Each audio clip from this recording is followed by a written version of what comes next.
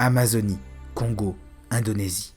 Lieu des forêts primaires, modernes et tropicales, à l'apparence ancestrale, voilà l'océan vert, où prospèrent insectes, oiseaux et nous autres mammifères, aujourd'hui largement dominés par les plantes à fleurs, ces jungles luxuriantes où le soleil nourrit de sa lueur les milliards d'arbres, tels le grand Moabi d'une inégalée splendeur. Mais quelle est l'origine de ces forêts tropicales, des hotspots de biodiversité où s'y concentre la majeure partie des formes de vie continentales, qu'elles soient animales, fongiques, bactériennes ou encore végétales? Une question qui trouvera peut-être réponse dans cette petite vidéo. Récemment publiée dans la revue Science, une étude a largement fait parler d'elle. Celle-ci tentant d'expliquer l'impact de la grande crise d'extinction massive du Crétacé-Paléogène ou extinction KPG sur les forêts tropicales du Crétacé et sur la formation des forêts néotropicales telles notre Amazonie. Les auteurs avancent que les bouleversements environnementaux cataclysmiques qui sont survenus lors de l'extinction massive du Crétacé-Paléogène auraient précipité la disparition des forêts tropicales du Crétacé et la formation de nouveaux écosystèmes forestiers dans les tropiques, comme le suggéreraient des gisements fossilifères à conservation exceptionnelle, tels le gisement de Coral Bluff ou encore de Céréron. Et en particulier le célèbre Conservat Lagerstätte de Céréron, qui dispose d'un formidable registre fossile paléontologique avec des macrofossiles de feuilles et de tiges, ainsi qu'une grande abondance de pollen fossile. La question de l'impact d'une crise d'extinction de masse comme celle du Crétacé-Paléogène sur les communautés végétales n'est absolument pas une question anodine.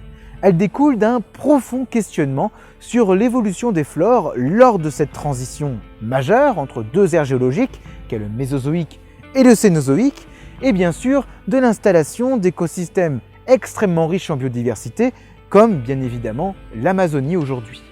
Les dinosaures nonaviens du Crétacé supérieur vivaient-ils dans des écosystèmes tropicaux comparables?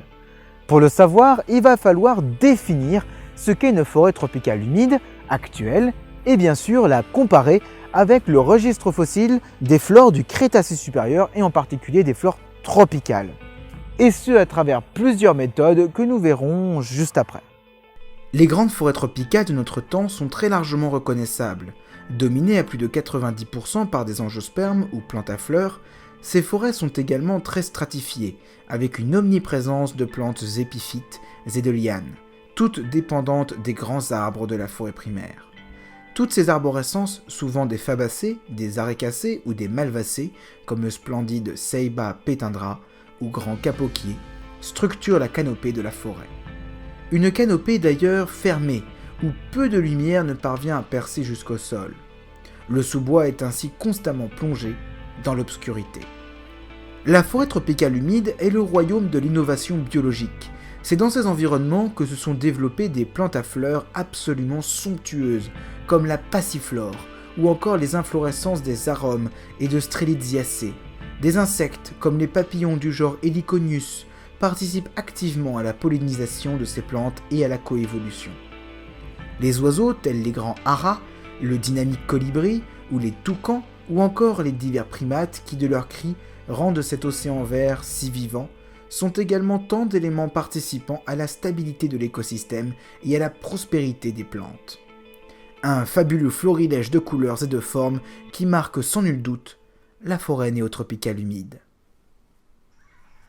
Le registre fossile des écosystèmes forestiers équatoriaux du Crétacé supérieur est cela dit bien différent d'un point de vue taxonomique. En effet, les angiospermes sont toujours présentes, mais bien moins diversifiées et leur spectre écologique est également bien moins étendu. Parmi les plantes à fleurs de la forêt tropicale du Campagnen, du Maastrichtien, on rencontre les Notophagus, les laurales comme le laurier, des magnolias et des arécacées, autrement dit des palmiers. À la place des grands arbres angiospermes de nos forêts, dominaient de grands conifères, bien plus diversifiés et d'une taille considérable. Parmi ces conifères, nous pouvons citer les araucariacées, tels le pin de Norfolk, l'araucana ou encore le majestueux agathis, et des cupressacées bien sûr, comme les anciens cunningamia. Enfin, des taxodiums ou cyprès chauves devaient également abonder. En plus des conifères et des angiospermes, les cicadales, les fougères arborescentes et herbacées ou encore les prêles sont omniprésentes. En plus des différences flagrantes en ce qui concerne les communautés végétales, ces deux forêts ont également une structuration totalement opposée. En effet, nous avons vu que la canopée des forêts néotropicales humides était dense, fermée et stratifiée. Mais qu'en était-il de la forêt tropicale de Cérérones, succédant de seulement 6 petits millions d'années, la crise KPG et la forêt tropicale du Crétacé? La carrière de Cérérones, connue mondialement pour avoir été le site de la découverte de certains reptiles géants, comme des crocodiliens tels l'Anthracosuchus balrogus, de tortues ou encore de serpents tels le célèbre Titanoboa cereronensis, est également un lieu riche en macrofossiles de plantes d'une ancienne forêt tropicale qui recouvrait autrefois la Colombie. Un site d'une grande importance paléobotanique qui révèle une flore très largement dominée par les fabacées ou légumineuses, de malvacées comme les capoquiers modernes et d'arécales, des palmiers plus que diversifiés. On retrouve en effet le nipa et le montricardia, des arécacées des milieux marécageux, ou encore des grands cocotiers surabondants au Paléocène. En plus de ces arborescences, on retrouve également des lianes phyllodendracées, des zingiberacées, comme le bien connu gingembre, une multitude d'orchidées épiphytes, des broméliacées et enfin des espèces de fougères, parmi lesquelles on citera la salvinia et la sténocléna. Une flore déjà presque semblable à celle que l'on rencontre dans notre Amazonie actuelle, au Congo ou même en Indonésie. Et ce, seulement 6 millions d'années après la crise d'extinction de masse Crétacé-Paléogène. Concernant la canopée de la forêt néotropicale de Colombie, une méthode géochimique a été établie pour déterminer avec précision la structuration de la forêt fossile. La méthode du rapport carbone 12, carbone 13, appliquée sur un large échantillonnage de feuilles fossiles, a permis de montrer l'existence d'une canopée fermée. En effet, les rapports étaient très hétérogènes, mettant clairement en évidence des feuilles exposées fortement au soleil avec un rapport carbone 12, carbone 13 nettement supérieur au rapport des deux isotopes carbone dans les feuilles de plantes de sous-bois, dévoilant ainsi une stratification végétale et une production primaire plus qu'importante. Un caractère morphologique, celui de la nervation des feuilles, a également été utilisé. La forte densité de nervures dans la feuille est en effet corrélée avec une activité photosynthétique plus qu'importante. Ce qui s'observe lorsque la lumière parvient aux feuilles sans obstacle. Encore une fois, les quantités de nervures par feuille sont loin d'être homogènes dans les forêts tropicales paléocènes, témoignant encore une fois d'un accès à la lumière très inégal et donc à la structure à canopée fermée typique des forêts tropicales humides modernes. Mais qu'en est-il de la forêt du Crétacé ? Eh bien, en plus des communautés végétales différentes, les rapports carbone 12, carbone 13 sont également homogènes. Et les feuilles d'angiospermes très nervurées, ce qui semble montrer un accès à la lumière relativement facile et donc l'absence d'un couvert végétal suffisamment dense pour la bloquer. Une canopée ouverte et une stratification végétale bien moins complexe devraient ainsi caractériser la forêt tropicale du Crétacé. Cet écosystème parcouru par les dinosaures méga-herbivores comme les titanosaures était donc bien radicalement différent des forêts néotropicales actuelles. Mais alors, comment expliquer un tel changement floristique et écologique en seulement 6 à 8 petits millions d'années ? Une question d'autant plus importante qu'elle marque une période de transition brutale entre les flores mésophytiques et les flores cénophytiques. Autrement dit, les forêts sont passées d'une dominance de pinophytes à une dominance d'angiospermes en un temps très court. Ce qui pourrait d'ailleurs montrer un exemple d'impact de la crise Crétacé-Paléogène sur le monde végétal. Au Crétacé, les conifères et les cycas voyaient déjà leur importance écologique diminuer au profit des angiospermes. Au cours du Campanien, par exemple, un groupe de cupressacées, les cunningamioïdes, ont vu leur diversité s'effondrer, de même pour un clade totalement disparu aujourd'hui, les bénétitales. Cela dit, les écosystèmes continentaux étaient largement dominés par les pinophytes, en témoignent les forêts tropicales du Crétacé terminal.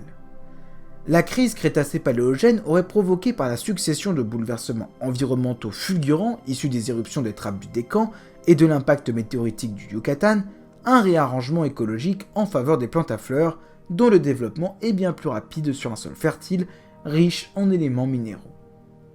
Comme nous l'avons vu, la forêt tropicale du Crétacé était peu stratifiée.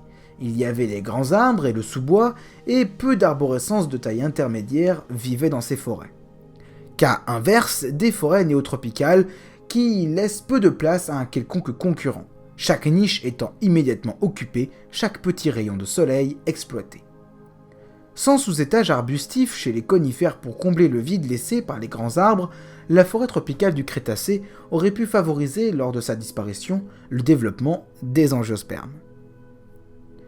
En plus de cette hypothèse, nous pouvons rajouter l'importance écologique des grands dinosaures méga-herbivores, que sont les hadrosaures et les titanosaures.